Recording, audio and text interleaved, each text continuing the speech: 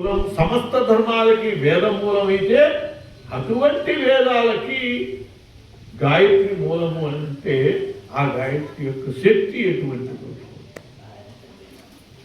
త్రిపద గాయత్రి మనం చేస్తాం, అది అపూర్ణ గాయత్రి అంటారు. గాయత్రిలో చాలా భేదాలు ఉన్నాయి. త్రిపద గాయత్రి అపూర్ణ గాయత్రి, చతుష్పద గాయత్రి పూర్ణ గాయత్రి. శ్వాస మీద ధ్యాస అంటూ ఉంటారు చూసారా, ఆ శ్వాస మీద మనం చేసేటటువంటి దాన్ని అజప గాయత్రి అంటారు. ఇలా గాయత్రిలో కూడా భేదాలు ఉన్నాయి. అట్లా ఈ గాయత్రి అమృత సిద్ధి, అట్లాగే ప్రాణసిద్ధి, వేదాల్ని వేద మంత్రాన్ని గాయత్రి మంత్రాన్ని మించినది మరొకటి లేదండి. ఈ వేదాలకు పుట్టుక వేదమాత అవటమే కాదు, నా గాయత్ర్యా పరో మంత్ర. నరేష్ శర్మ గారు కరపత్రంలో ఇచ్చారు ఆ వాక్యం, చాలా ముఖ్యమైనది. నా గాయత్ర్యా పరో మంత్ర, గాయత్రిని మించినటువంటి మంత్రము లేదు. సప్తకోటి మహామంత్రా చిత్త విభ్రమకారక, 7 కోట్ల మంత్రాలు ఉన్నాయండి. కానీ వీటన్నిటిని మించినది గాయత్ర్యా నా గాయత్ర్యా పరో మంత్ర, గాయత్రిని మించినటువంటి మంత్రము లేదు.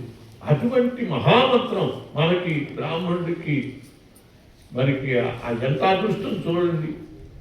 ఇప్పుడు చెప్పాను కదా, దానిలో లేనిది ఏమైనా ఉన్నదా? బుద్ధిశక్తే కాదు, సమస్త శక్తులు. ఎవడైనా మన జోలికి వస్తే వాడు సర్వనాశనం వాడిని చేయగలిగినటువంటి అద్భుత ఆయుధ శక్తి కూడా గాయత్రిలో ఉన్నదండి. వశిష్ఠుడే మనకి నిదర్శనం.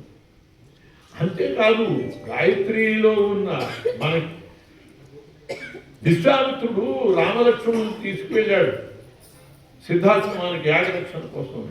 మొట్టమొదట వాళ్ళకి ఉపదేశించింది ఏమిటంటే బల అతి బల అనే విద్య నేర్పాడు. ఎందుకు?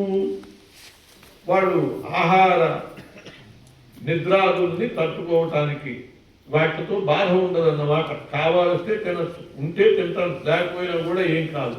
అటువంటి బల అతి బల విద్యలకు కూడా మూలం గాయత్రి మంత్రం. ఎంత విశిష్టమైనదో గాయత్రి ఆలోచిస్తుంది. అటువంటి గాయత్రి మంత్రాన్ని మించినటువంటి మంత్రం లేదు. సకల దేవతలకి గాయత్రి మూలం అండి.